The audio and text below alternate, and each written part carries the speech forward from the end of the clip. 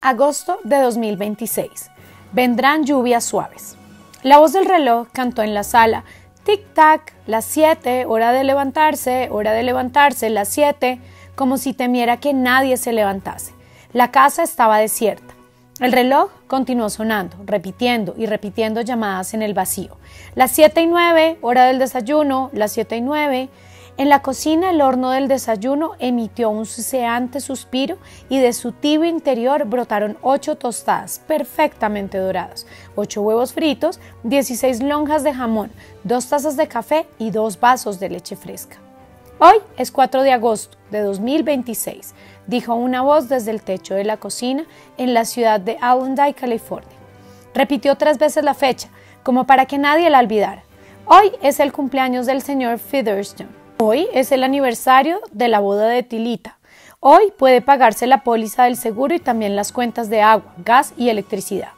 En algún sitio de las paredes sonó el clic de los reveladores y las cintas magnetofónicas se deslizaron bajo ojos eléctricos. Las 8:01, tic-tac, las 8:01. A la escuela, al trabajo, rápido, rápido, las 8:01, pero las puertas no golpearon, las alfombras no recibieron las suaves pisadas de los tacones de goma. Llovía afuera. En la puerta de la calle, la caja del tiempo cantó en voz baja. Lluvia, lluvia, aléjate, zapatones, impermeables, hoy. Y la lluvia resonó golpeteando la casa vacía. Fuera, el garaje tocó unas campanillas, levantó la puerta y descubrió un coche con el motor en marcha. Después de una larga espera, la puerta descendió otra vez. A las 8:30 los huevos estaban resecos y las tostadas duras como piedras. Un brazo de aluminio los echó en el vertedero, donde un torbellino de agua caliente los arrastró a una garganta de metal que después de digerirlos los llevó al océano distante. Los platos sucios cayeron en una máquina de lavar y emergieron secos y relucientes. Las 9:04, cantó el reloj, la hora de la limpieza.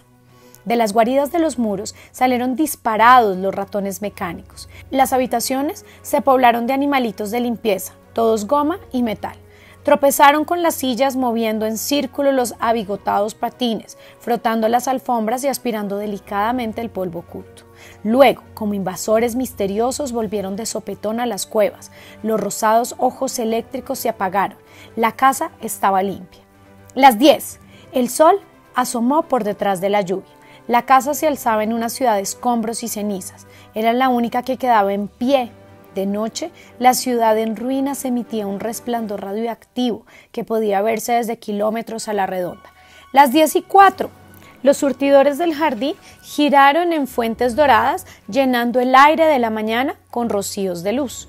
El agua golpeó las ventanas de vidrio y descendió por las paredes carbonizadas del oeste, donde un fuego había quitado la pintura blanca. La fachada del oeste era negra, salvo en 5 sitios. Aquí, la silueta pintada de blanco de un hombre que regaba el césped. Allí, como en una fotografía, una mujer agachada recogía unas flores. Un poco más lejos, las imágenes grabadas en la madera en un instante titánico. Un niño con las manos levantadas. Más arriba, la imagen de una pelota en el aire. Y frente al niño, una niña, con las manos en alto, preparada para atrapar una pelota que nunca acabó de caer. Quedaban esas 5 manchas de pintura. El hombre, la mujer, los niños, la pelota. El resto era una fina capa de carbón. La lluvia suave de los surtidores cubrió el jardín con una luz en cascadas. Hasta ese día, qué bien había guardado la casa su propia paz.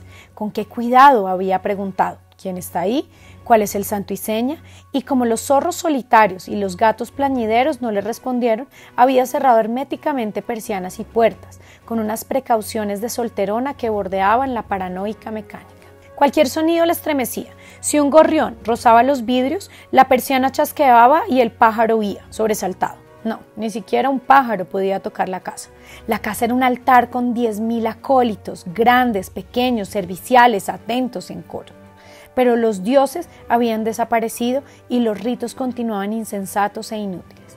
El mediodía, un perro aulló temblando en el porche. La puerta de calle reconoció la voz del perro y se abrió. El perro, en otro tiempo grande y gordo, ahora huesudo y cubierto de llagas, entró y se movió por la casa dejando huellas de lodo. Detrás de él zumbaron unos ratones irritados por tener que limpiar el lodo, irritados por la molestia. pues ni el fragmento de una hoja se escurría por debajo de la puerta sin que los paneles de los muros se abrieran y los ratones de cobre salieran como rayos. El polvo, el pelo o el papel ofensivos, hechos trizas por unas diminutas mandíbulas de acero, desaparecían en las guaridas. De allí unos tubos los llevaban al sótano y eran arrojados a la boca siseante de un incinerador que aguardaba en un rincón oscuro como un bal maligno. El perro corrió escalera arriba y aulló histéricamente ante todas las puertas hasta que al fin comprendió, como ya comprendía la casa, que allí no había más que silencio. Olfateó el aire y arañó la puerta de la cocina. Detrás de la puerta del horno preparaba unos pancakes que llenaban la casa con un aroma de jarabe de arce. El perro, tendido ante la puerta, olfateaba con los ojos encendidos y el hocico espumoso. De pronto echó a correr, locamente en círculos, mordiéndose la cola, y cayó muerto. Durante 1 hora estuvo tendido en la sala. «Las 2», cantó una voz. Los regimientos de ratones advirtieron al fin el olor casi imperceptible de la descomposición y salieron murmurando suavemente como hojas grises arrastradas por un viento eléctrico. «Las 2:15». El perro había desaparecido. En el sótano, el incinerador se iluminó de pronto y un remolino de chispas subió por la chimenea. «Las 2:35». Unas mesas de bridge brotaron de las paredes del patio. Los naipes revolotearon sobre el tapete de una lluvia de figuras. En un banco de roble aparecieron martinis y sándwiches de tomate, lechuga y huevo. Sonó una música. Pero en las mesas silenciosas nadie tocaba las cartas. A las 4, las mesas se plegaron como grandes mariposas y volvieron a los muros. Las 4:30, las paredes del cuarto de los niños resplandecieron de pronto. Aparecieron animales. Jirafas amarillas, leones azules, antílopes rosados, panteras lilas que retozaban en una sustancia de cristal. Las paredes eran de vidrio y mostraban colores y escenas de fantasía. Unas películas ocultas pasaban por unos piñones bien aceitados y animaban las paredes. El suelo del cuarto imitaba un ondulante campo de cereales. Por él corrían escarabajos de aluminio y grillos de hierro, y en el aire caluroso y tranquilo unas mariposas de gasa rosada revoloteaban sobre un punzante aroma de huellas animales. Había un zumbido como de abejas amarillas dentro de fuelles oscuros y el perezoso ronroneo de un león. Y había un galope de ocapis y el murmullo de una fresca lluvia selvática que caía, como otros cascos, sobre el pasto almidonado por el viento. De pronto, las paredes se disolvieron en llanuras de hierbas abrasadas, kilómetro tras kilómetro y en un cielo interminable y cálido. Los animales se retiraron a las malezas y los manantiales. Era la hora de los niños. Las 5, la bañera se llenó de agua clara y caliente. Las 6, las 7, las 8. Los platos aparecieron y desaparecieron, como manipulados por un mago, y en la biblioteca se oyó un clic.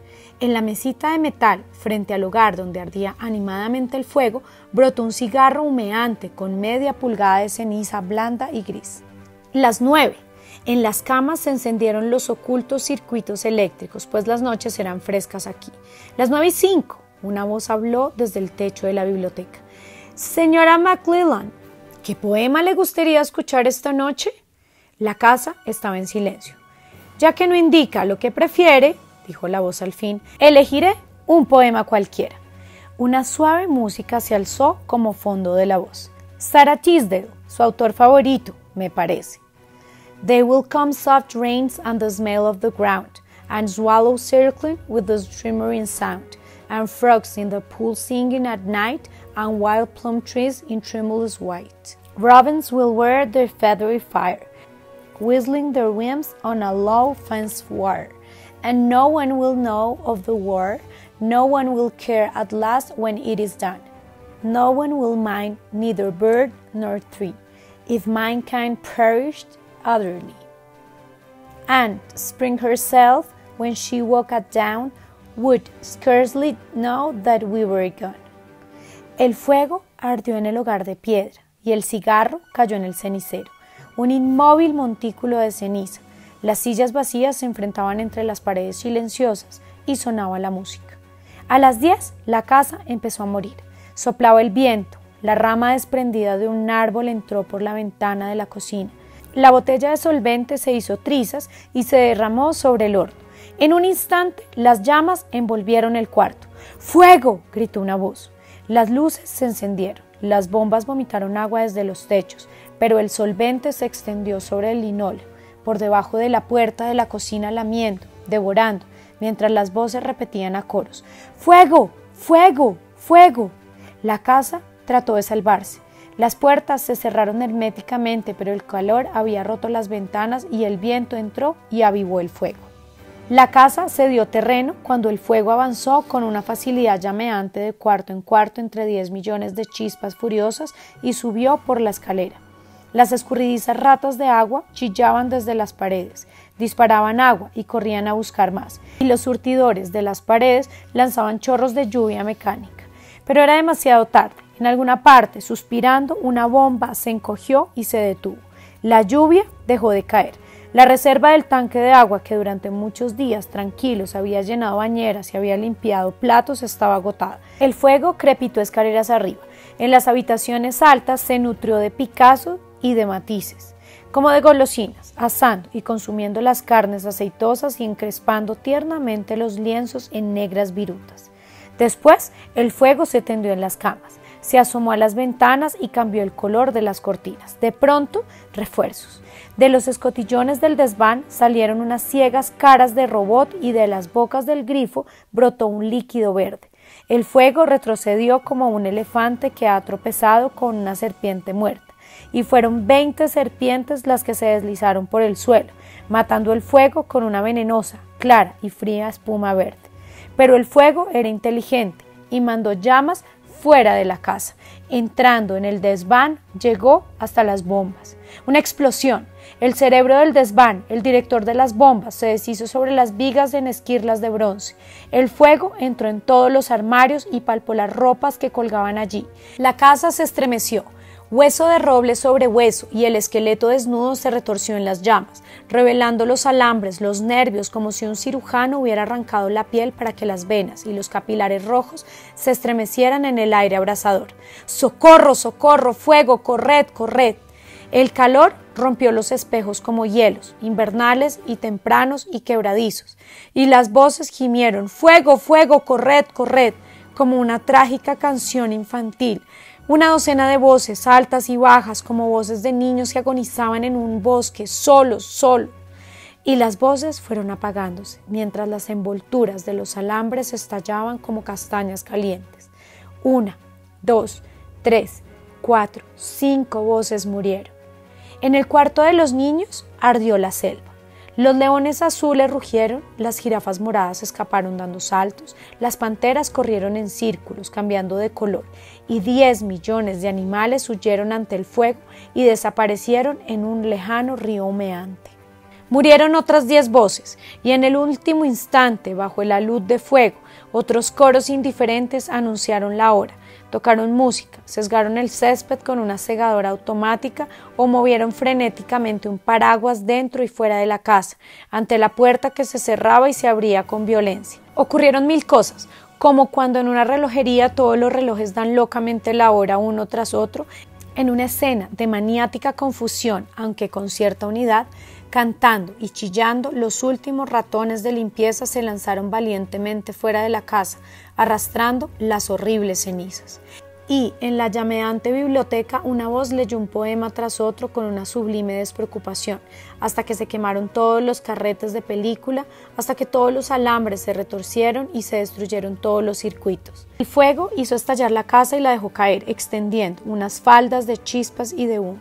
En la cocina, un poco antes de la lluvia de fuego y madera, el horno preparó unos desayunos de proporciones psicopáticas.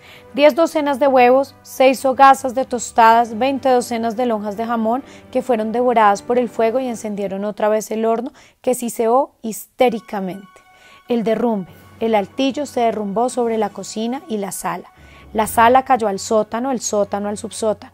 La congeladora, el sillón, las cintas grabadoras, los circuitos y las camas se amontonaron muy abajo con un desordenado túmulo de huesos. Humo y silencio, una gran cantidad de humo. La aurora asomó débilmente por el este. Entre las ruinas se levantaba solo una pared. Dentro de la pared una última voz repetía y repetía: una y otra vez, mientras el sol se elevaba sobre el montón de escombros humeantes. Hoy es 5 de agosto de 2026. Hoy es 5 de agosto de 2026. Hoy es octubre de 2026. El picnic de 1.000.000 de años. De algún modo, mamá tuvo la idea de que quizás a todos les gustaría ir de pesca, pero Timothy sabía que no eran palabras de mamá. Las palabras eran de papá y las dijo mamá en lugar de él. Papá restregó los pies en un montón de guijarros marcianos y se mostró de acuerdo. Siguió un alboroto y un griterío. El campamento quedó reducido rápidamente a cápsulas y cajas. Mamá se puso un pantalón de viaje y una blusa y papá llenó la pipa con dedos temblorosos, mirando fijamente el cielo marciano, y los 3 chicos se apilaron gritando en la lancha de motor y ninguno de ellos, excepto Timothy, se ocupó de mamá y de papá. Papá apretó un botón. El motor emitió un zumbido que se elevó en el aire. El agua se agitó detrás. La lancha se precipitó hacia adelante y la familia gritó ¡hurra! Timothy, sentado a popa, puso 2 deditos sobre los velludos dedos de papá y miró cómo se retorcía el canal y cómo se alejaban del lugar en ruinas a donde habían llegado en el pequeño cohete, directamente desde la tierra. Recordaban aún la noche anterior a la partida, las prisas y los afanes, el cohete que papá había encontrado en alguna parte, de algún modo, y de aquella idea de pasar unas vacaciones en Marte. Marte estaba demasiado lejos para ir de vacaciones, pero Timothy pensó en sus hermanos menores y no dijo nada. Habían llegado a Marte y ahora iban a pescar, eso decían al menos. La lancha remontaba el canal. La mirada de papá era muy extraña y Timothy no la podía entender. Era una mirada brillante y quizá también aliviada. Le arrugaba la cara en una muñeca de risa más que de preocupación o de tristeza. El cohete, ya casi frío, desapareció detrás de una curva. ¿Durará mucho el paseo?, preguntó Robert. La mano le saltaba como un cangrejito sobre el agua violeta. Papá suspiró. 1.000.000 de años. ¡Sas!, dijo Robert. Mirad, chicos. Mamá extendió un brazo largo y suave. ¡Una ciudad muerta! Los chicos miraron con una expectación fervorosa y la ciudad muerta estaba allí, muerta, solo para ellos, adormilada en el cálido silencio estival, puesto allí por algún marciano hacedor de climas. Y papá miró la ciudad como si le gustase que estuviera muerta. Eran unas pocas piedras rosadas, dormidas sobre unas dunas, unas columnas caídas, un templo solitario y más allá otra vez las extensiones de arena. Nada más. Un desierto blanco a lo largo del canal y encima un desierto azul. De repente un pájaro atravesó el espacio, como una piedra lanzada a un lago celeste, golpeó, se hundió y desapareció. Papá lo miró con ojos asustados. Creí que era un cohete. Timothy observó el profundo océano del cielo, tratando de ver la tierra en llamas, las ciudades en ruinas y los hombres que no dejaban de matarse unos a otros. Pero no vio nada. La guerra era algo tan apartado y lejano como el duelo a muerte de 2 moscas bajo la nave de una enorme catedral silenciosa e igualmente absurda. William Thomas se enjugó la frente y sintió en el brazo la mano de Timothy, como una tarántula joven, arrugada. ¿Qué tal, Timmy? Muy bien, papá. Timothy no alcanzaba a imaginar que estaba funcionando ahora dentro de ese vasto mecanismo adulto que tenía al lado. Era un hombre de una gran nariz aguileña, tostado y despellejado por el sol, de brillantes ojos azules como las bolitas de ágata con que había jugado en la tierra en las vacaciones de verano, y de piernas largas y gruesas como columnas envueltas en pantalones holgados. ¿Qué miras, papá? Estoy buscando lógica terrestre, sentido común, gobierno honesto, paz y responsabilidad. ¿Todas esas cosas están allá arriba? No, no las he encontrado, ya no están ahí y nunca volverán a estarlo. Quizá nunca lo estuvieron. ¿Eh? Mira el pez, dijo papá señalando el agua. Se oyó un clamor de voces de soprano. Los 3 chicos doblaron los cuellos delgados sobre el canal, sacudiendo la lancha diciendo ¡oh! y ¡ah! Un anillo pez de plata nadaba junto a ellos. De pronto onduló y se cerró como un iris devorando unos trocitos de comida.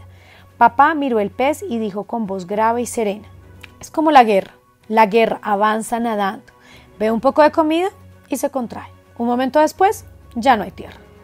William, dijo mamá. Perdona, dijo papá. Inmóviles en silencio miraron pasar las aguas del canal, frescas y veloces y cristalinas. Solo se oía el zumbido del motor, el deslizamiento del agua, el sol que dilataba el aire. ¿Cuándo veremos a los marcianos?, preguntó Micael. Quizá muy pronto, dijo papá. Esta noche, tal vez.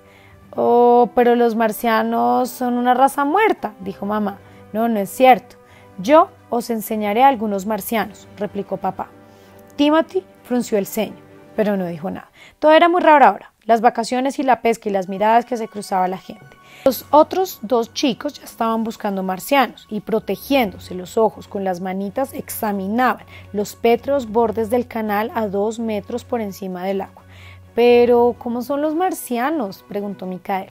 Papá se rió de un modo extraño y Timothy vio que un pulso le latía en la mejilla. «Los sabrás cuando los veas». La madre era esbelta y suave, con una trenza de pelo de oro rizado en lo alto de la cabeza, como una tiara, y ojos morados con reflejos de ámbar, de color de las aguas profundas del canal cuando la corriente se deslizaba a la sombra.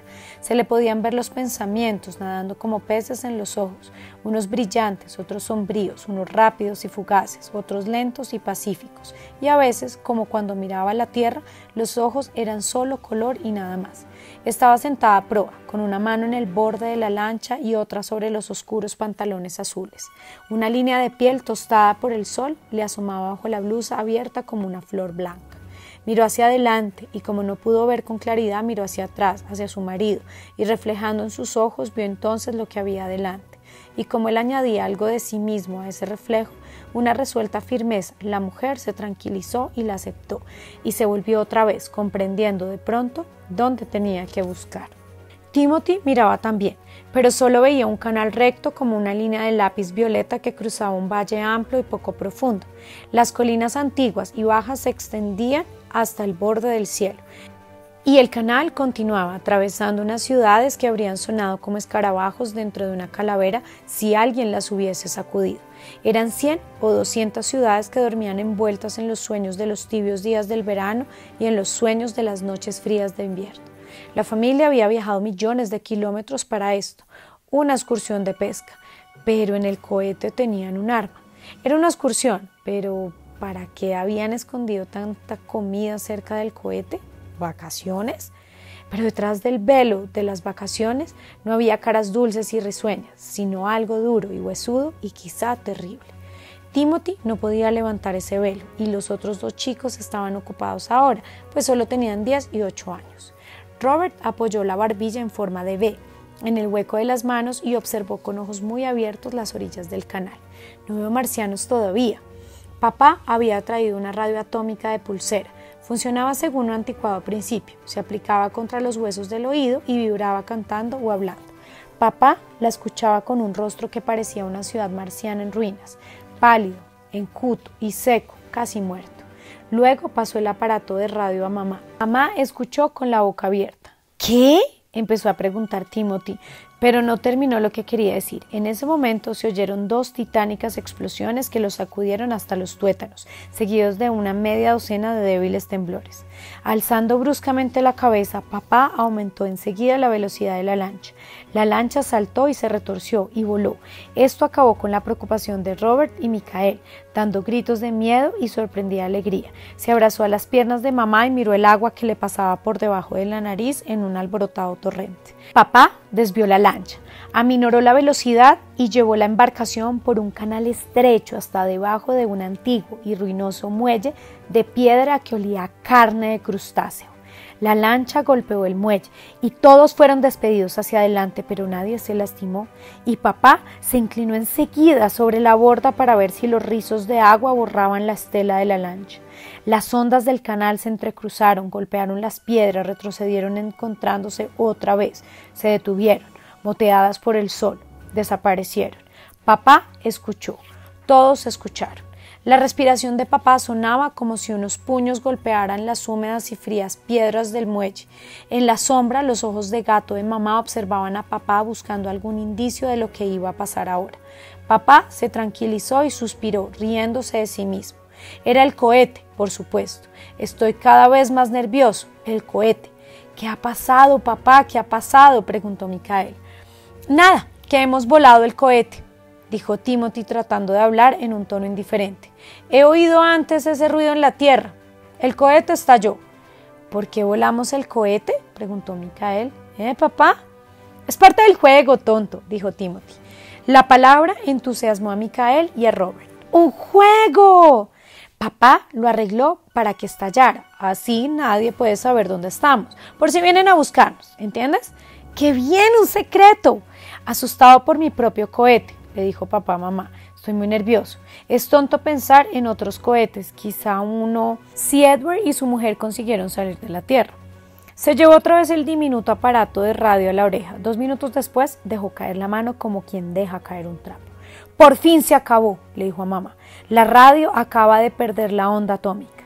Ya no hay más estaciones en el mundo, solo quedaban 2 en estos últimos años. Todas callaron ahora y así seguirán probablemente. ¿Por cuánto tiempo, papá?, preguntó Robert. Quizá vuestros bisnietos vuelvan a oírlas, contestó papá, y tuvo una sensación de terror, derrota y resignación que alcanzó a los niños. Finalmente, papá guió otra vez la lancha hacia el canal y continuaron el paseo. Se hacía tarde. El sol descendía. Una hilera de ciudades muertas se extendía delante de ellos a lo largo del canal. Papá les habló a sus hijos muy serenamente y en voz muy baja. Muchas veces en otros tiempos se había mostrado inaccesible y severo, pero ahora les hablaba acariciándoles la cabeza. Los niños lo notaron. Mike, elige una ciudad. ¿Qué, papá? Elige una ciudad, cualquiera. Bueno, dijo Michael, ¿cómo la elijo? Elige la que más te guste. Y vosotros, Robert, Tim, elegid también la que más os guste. Yo quiero una ciudad con marcianos, dijo Michael. La tendrás, dijo papá, te lo prometo. Hablaba con los chicos, pero miraba a mamá. En 20 minutos pasaron ante 6 ciudades. Papá no volvió a hablar de explosiones. Prefería aparentemente divertirse con sus hijos, verlos reír a cualquier otra cosa. A Michael le gustó la primera ciudad, pero los demás no le hicieron caso, pues no confiaban en juicios apresurados. La segunda ciudad no le gustó a nadie. Un campamento terrestre de casas de madera que ya estaban convirtiéndose en serrín. La tercera le gustó a Timothy, porque era grande. La cuarta y quinta eran demasiado pequeñas. Y la sexta provocó la admiración de todos, incluso de mamá, que se sumó a los ¡ah! Y ¡oh! Y los ¡mirad eso! Era una ciudad de 50 o 60 enormes estructuras en pie todavía. Había polvo en las calles de piedra, 1 o 2 surtidores latían aún en las plazas. Lo único vivo, unos chorros de agua a la luz de la tarde. Esta es la ciudad, dijeron todos. Papá guió la lancha hacia un muelle y desembarcó de un salto. Ya estamos, esto es nuestro, aquí viviremos desde ahora. ¿Desde ahora?, exclamó Michael, incrédulo, poniéndose de pie. Miró la ciudad y se volvió parpadeando hacia el lugar donde había estado el cohete. ¿Y el cohete? ¿En Minnesota? Aquí, dijo papá, y tocó con el aparatito de radio la cabeza rubia de Michael. Escucha. Michael escuchó. Nada, dijo. Eso es, nada. Nada para siempre. No más Minneapolis, no más cohetes, no más tierra. Michael meditó unos instantes en la fatal revelación y rompió en unos sollozos entrecortados. Espera, Mike, le dijo papá enseguida. Te doy mucho más en cambio. Michael, intrigado, contuvo las lágrimas, aunque dispuesto a continuar si la nueva revelación de papá era tan desconcertante como la primera. Te doy esta ciudad, Mike, es tuya. ¿Mía? Sí, de los 3, tuya, de Robert y de Timothy, exclusivamente vuestra. Timothy saltó de la lancha. ¿Todo esto es nuestro? ¿Todo? Continuaba jugando con papá y jugaba a fondo y bien. Más tarde, cuando todo concluyera y se aclarara, podría separarse de los demás y llorar a solas 10 minutos, pero ahora era todavía un juego, una excursión familiar y los otros 2 chicos tenían que seguir jugando. Mike y Robert saltaron de la lancha y ayudaron a mamá. «Cuidado con vuestra hermana», dijo papá, y nadie supo hasta más tarde lo que quería decir. Entraron en la vasta ciudad de piedra rosada hablándose en voz baja, pues las ciudades muertas invitan a hablar en voz baja, y observaron la puesta de sol.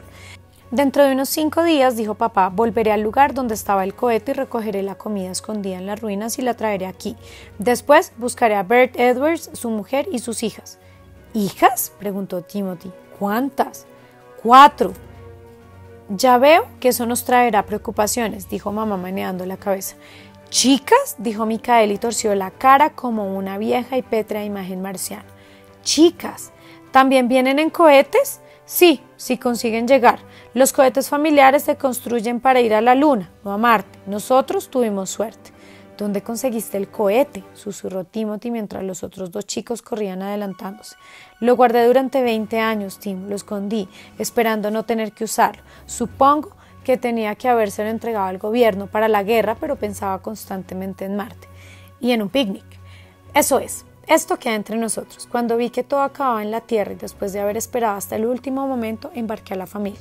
También Bert Edwards tenía escondido un cohete, pero nos pareció mejor no partir juntos por si alguien intentaba derribarnos a tiros. ¿Por qué volaste el cohete, papá? Para que nunca podamos volver. Y de ese modo, además, si alguno de aquellos malvados viene a Marte, no sabrá que estamos aquí. ¿Por eso miras siempre al cielo? Sí, es una tontería. No nos seguirán nunca, no tienen con qué seguirnos. Me preocupo demasiado, eso es todo. Micael volvió corriendo. ¿Esta ciudad es de verdad nuestra, papá? Todo el planeta es nuestro, hijos, todo el bendito planeta. Allí estaba el rey de la colina, el señor de las ruinas, el dueño de todo. Los monarcas y presidentes irrevocables tratando de comprender qué significaba ser dueños de un mundo y qué grande era realmente un mundo. La noche cayó rápidamente en la delgada atmósfera y papá los dejó en la plaza, junto al surtidor intermitente, llegó hasta la embarcación y volvió con un paquete de papeles en las manos. Amontonó los papeles en un viejo patio y los encendió. Todos se agacharon alrededor de las llamas calentándose y riéndose, y Timothy vio que cuando el fuego las alcanzaba, las letritas saltaban como animales asustados. Los papeles crepitaron como la piel de un hombre viejo y la hoguera envolvió innumerables palabras. Títulos de gobierno, gráficas comerciales e industriales, 1999, prejuicios religiosos, ensayo, la ciencia de la logística, problemas de la unidad americana, informe sobre reservas, 3 de julio de 1998, resumen de la guerra. Papá había insistido en traer estos papeles con ese propósito. Los fue arrojando al fuego uno a uno con aire de satisfacción y explicó a los chicos qué significaba todo eso. Ya es hora de que os diga unas pocas cosas. No fue justo, me parece, que os lo haya ocultado. No sé si entenderéis, pero tengo que decirlo, aunque solo entendáis una parte. Arrojó una hoja al fuego. Estoy quemando toda una manera de vivir, de la misma forma que otra manera de vivir se quema ahora en la tierra. Perdonadme si os hablo como un político, pero al fin y al cabo soy un exgobernador, un gobernador honesto, por eso me odiaron. La vida en la tierra nunca fue nada buena. La ciencia se nos adelantó demasiado, con demasiada rapidez, y la gente se extravió en una maraña mecánica, dedicándose como niños a cosas bonitas, artefactos, helicópteros, cohetes, dando importancia a lo que no tenía importancia, preocupándose por las máquinas más que por el modo de dominar las máquinas. Las guerras crecieron y por último acabaron con la tierra. Por eso han callado los radios, por eso hemos huido. Hemos tenido suerte, no quedan más cohetes. Ya es hora de que sepáis que esto no es una excursión de pesca. He ido demorando el momento de decirlo. La Tierra ya no existe, ya no habrá viajes interplanetarios durante muchos siglos, quizá nunca. Aquella manera de vivir fracasó y se estranguló con sus propias manos. Sois jóvenes, os repetiré estas palabras todos los días hasta que entren en vosotros.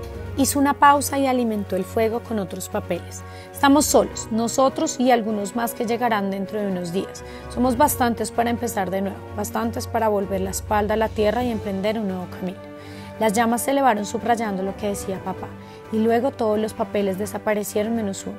Todas las leyes y creencias de la tierra fueron unos pequeños montículos de ceniza caliente que pronto se llevaría el viento. Timothy miró el último papel que papá arrojaba al fuego. Era un mapa del mundo. El mapa se arrugó y retorció entre las llamas y desapareció como una mariposa negra y ardiente. Timothy volvió la cabeza. Ahora os voy a mostrar los marcianos. Venid todos. Ven, Alice, dijo papá tomando a mamá de la mano.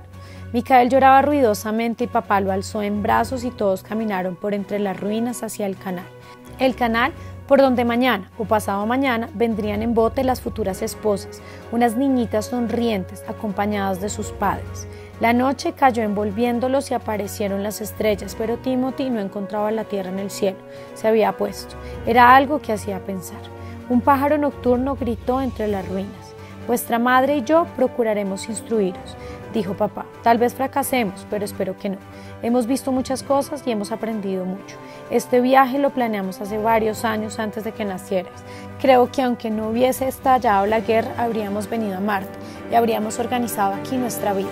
La civilización terrestre no hubiese podido envenenar a Marte en menos de un siglo. Ahora, por supuesto, llegaron al canal. Era largo y recto y fresco y reflejaba la noche. Siempre quise ver un marciano, dijo Micael.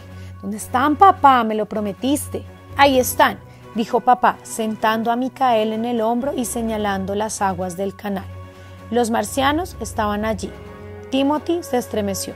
Los marcianos estaban allí, en el canal, reflejados en el agua. Timothy y Michael y Robert y papá y mamá. Los marcianos les devolvieron una larga mirada silenciosa desde el agua ondulada. Fin.